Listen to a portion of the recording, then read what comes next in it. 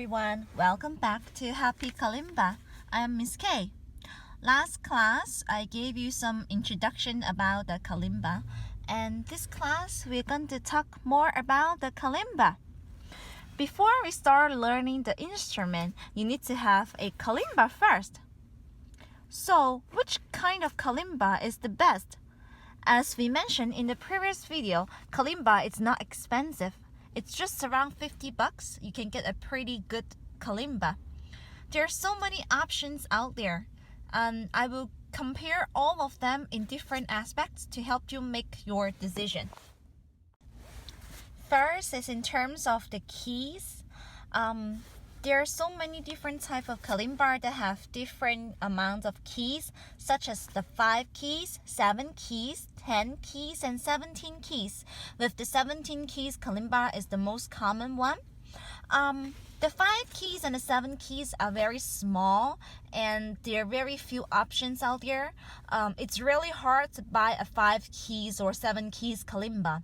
It's just like a toy. So I don't suggest parents to buy 5 keys or 7 keys kalimba if you want to really learn to play music with it, unless you just want it like a toy for your kid. The 10 keys kalimba, it's a little bit smaller than the 17 keys kalimba, and the keys are a little bit wider. So it's easier to pluck for small hands.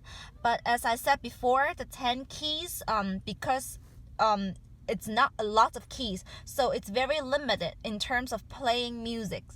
The 17 keys is the most common one. The size is about 7 inches long and 5 inches wide and 1 inch thick. So my 4-year-old can hold a 17 keys kalimba and she can play it with no problem.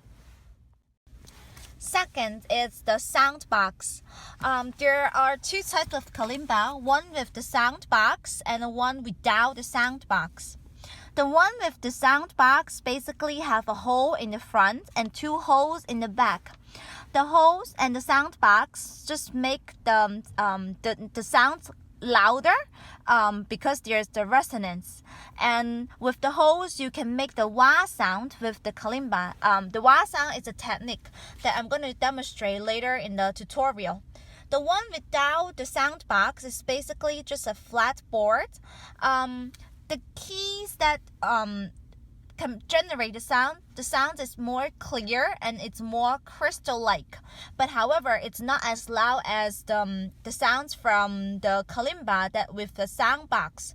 So in my opinion, I think the one with the sound box is better, because if you want to perform, of course you want a louder sound. And number 3, it's in terms of brand. There are so many brands out there. I don't think it matters which brand it is, because they're basically almost the same.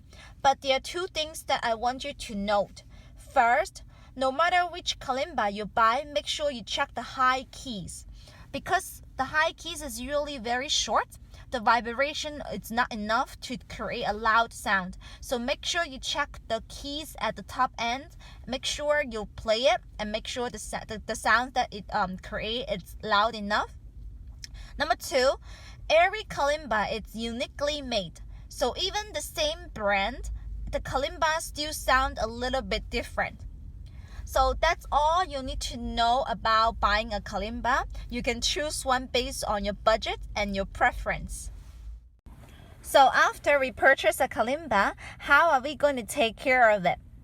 Because a kalimba is made of wood, so please do not put it in a damp environment and do not expose it to sun or heat, since that will affect the sound. Usually when you purchase the kalimba, it will come with a travel case. So if you need to carry the kalimba, please make sure you put it in a case to carry it to other places.